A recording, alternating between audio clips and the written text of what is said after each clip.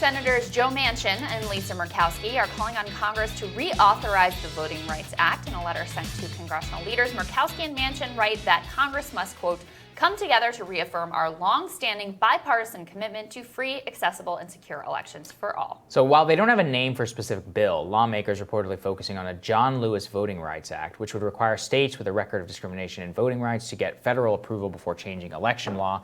D.C. Bureau Chief at The Intercept, Ryan Grimm, he joins us now to discuss.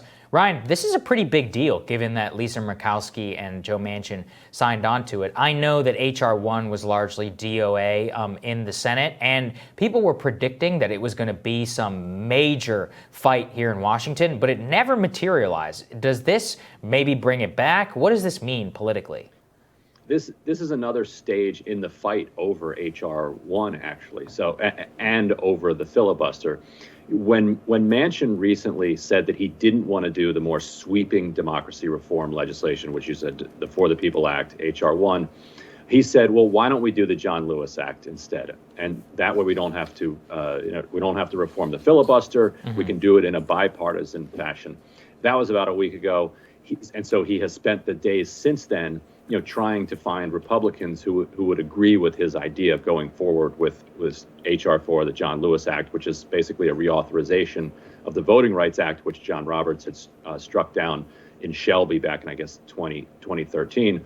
We see that he has come up with one, Lisa Murkowski.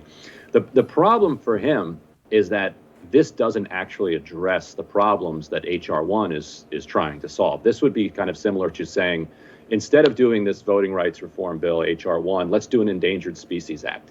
The John Lewis bill, what it does is it says the Voting Rights Act that John Roberts struck down will be put back into place, but it will take months to years to put it back in.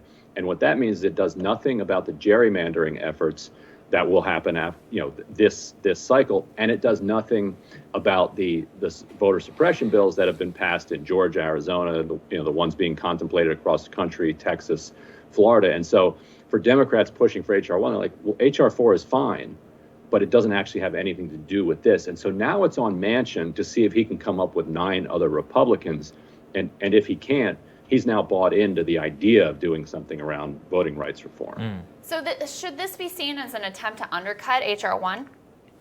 Yes, that's precisely what this is. And when he undercut HR1 recently in a hallway interview with an ABC News reporter, right after he undercut it, he said, let's do the John Lewis Act instead. This should be bipartisan. And we'll do all 50 states. And there are a ton of reasons why doing all 50 states doesn't work.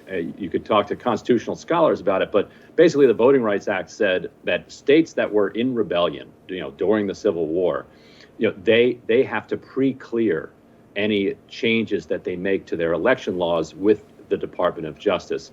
And it was basically that rebellion, that the secession that they used to make it constitutional for the Department of Justice to have a say over these local election laws. There wouldn't be the same justification necessarily to have it in New York or California or Oregon, even though there are different voter suppression bills that are pushed there. New York is absolutely terrible when it comes to voting rights. But people don't think that you can actually have pre-clearance for the entire country, and that the Supreme Court would just waive this thing right away.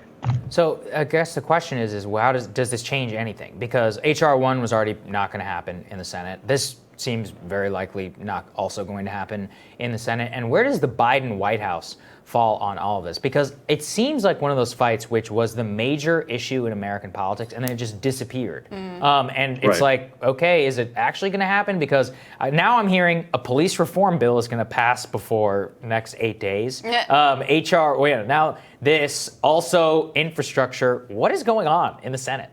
I mean, they very well may do a police reform bill, but it'll be something completely walked down. The White House said, we will sign a police reform bill on this date, but they didn't draw any lines on what kind of a bill. So, they're probably just going to pass something and call it a police reform bill, and get it through.